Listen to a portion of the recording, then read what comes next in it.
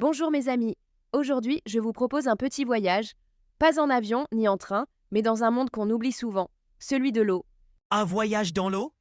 On va nager? Pas sûr, je crois que c'est plutôt un voyage dans notre imagination. Exactement Sarah. Alors, commençons par une question. Que représente l'eau pour vous? Pour moi, l'eau, c'est la fontaine du quartier.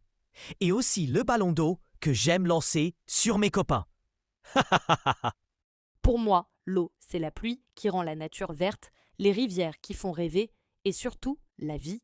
Eh bien, vous avez tous les deux raison. Moi, sans l'eau, mes champs seraient secs comme le désert. Pas de tomates, pas de pommes de terre, pas de blé, rien. Très bien, vous voyez donc que l'eau est partout autour de nous. Mais si elle disparaissait? Impossible.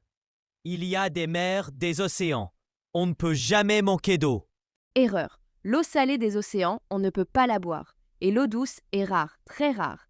Imagine, sur 100 verres d'eau, seuls 3 sont de l'eau douce et même pas tous potables. Seulement 3? Alors, on est en danger?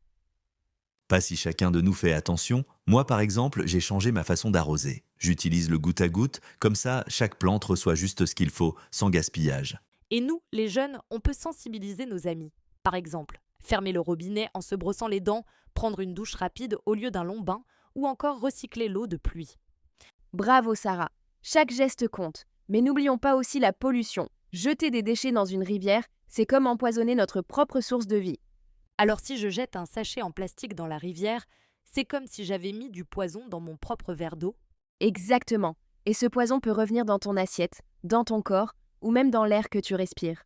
L'eau, c'est comme un miroir. Elle nous rend ce qu'on lui donne. C'est pour ça que j'aimerais créer un club à l'école, les Amis de l'eau. On ferait des affiches, des vidéos et pourquoi pas, des actions concrètes dans la ville. Moi aussi, je veux participer. Je vais inventer un slogan.